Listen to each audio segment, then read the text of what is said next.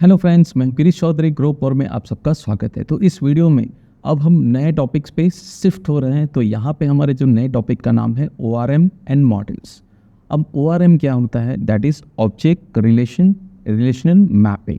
अब इस चीज़ को कैसे एक्सप्लेन करते हैं, तो मैं जनरली थोड़ा थियरी ले लेता हूँ कि एक्चुअली ORM है क्या और उसके क्या बेनिफिट्स हैं। ठीक है, चलिए। तो यहाँ पे आप स्क्रीन पे देख सकते हैं कि मेरे पास एक नोटपैड मैंने ओपन किया है और यहाँ पे सपोज अब जैसे हर एक सॉफ्टवेयर हम बनाते हैं डेटाबेस मैनेज करने के लिए या डेटा मैनेज करने के लिए बनाते हैं। सो बेसिकली आप सोचिए कि हमारा डेटा स्टोर कहाँ पे होता है।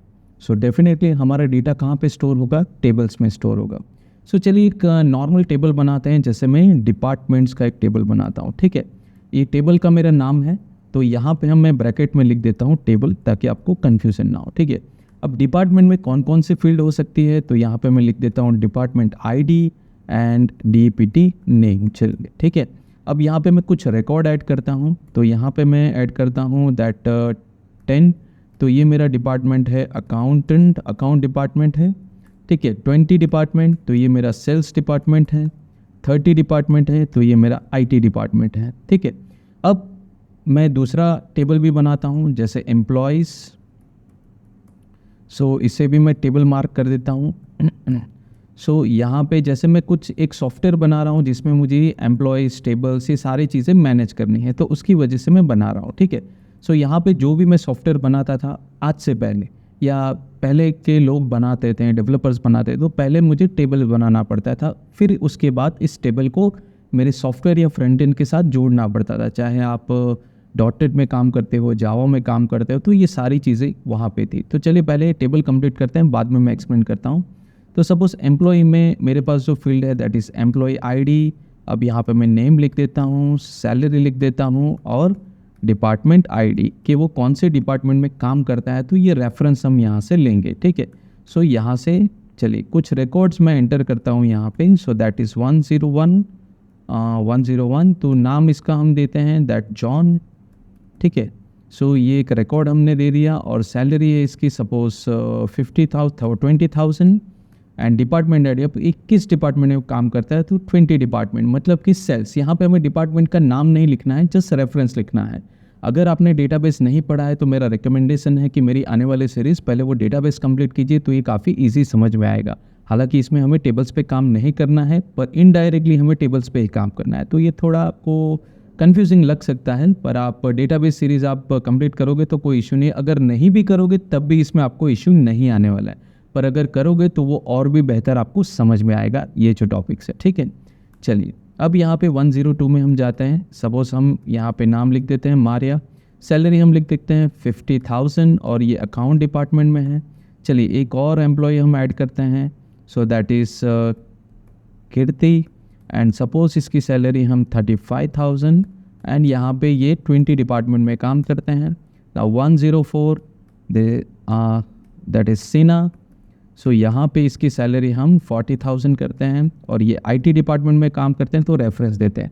सो यहाँ पे क्या था कि सपोज़ अगर मैंने कोई जावा में एप्लीकेशन बनाई है, तो मुझे डेटा सेव करना है एम्प्लॉयज़ का या डिपार्टमेंट का, तो सबसे पहले मुझे टेबल बनाना पड़ेगा।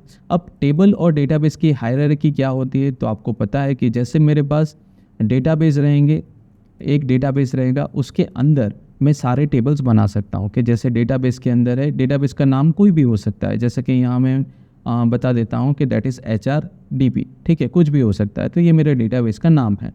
अब इसके अंदर मैं टेबल बनाऊँगा। सो सपोज़ डिपार्टमेंट्स का टेबल है, उसके अंदर क्या होगा, तो एम्प्लॉयज़ का टेबल है। अब टेबल के अंदर क्या होंगे, तो टेबल के अंदर मुझे कॉलम्स बनाने पड़ेंगे। ठीक है, कॉलम बनाने पड़ेंगे। ये अभी मैंने बनाया है डिपार्टमेंट ID, डिपार्टमेंट नेम। सो सभी टेबल में कॉलम नेम भी होंगे। सो यहाँ पे कैसा है कि मेरा टेबल मुझे बनाने की मेहनत करनी है, कॉलम नेम डिफाइन करना है, प्रॉपर डेटा टाइप्स देना है कि कौन से टाइप की वैल्यूज़ इस कॉलम में एंटर होगी।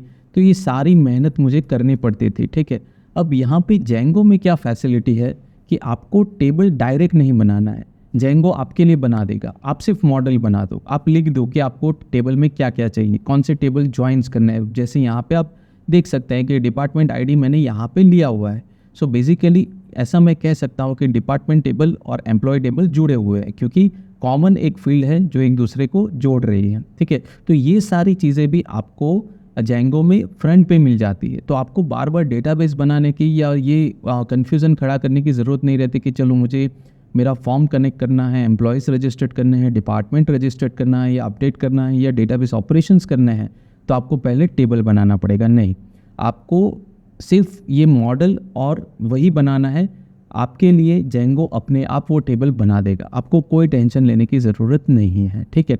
सो बेसिकली हमारा यहाँ पे मोटो क्या है कि जो टेबल बनाने के लिए जो एक्स्ट्रा एम्प्लॉयमेंट लगता था, एम्प्लॉय हमें रखने पड़ते थे, एक्स्ट्रा डेटाबेस का नॉलेज चाहिए था, तो वो सारी चीज़ें यहाँ पे इग्नोर हो गई, थोड़ा मेहनत कम हो गई है क्योंकि जेंगो खुद ही टेबल बना देता है, हमको टेबल क्वेरी या याद रखने की ज़रूरत नहीं है। तो ये सारी चीज़ें, सो यहाँ पे जो हम ये टेबल जो डेटाबेस में बनाएंगे, जो बाय डिफ़ॉल्ट आप यहाँ पे देख रहे हैं कि SQLite 3 डेटाबेस यहाँ पे बना हुआ है।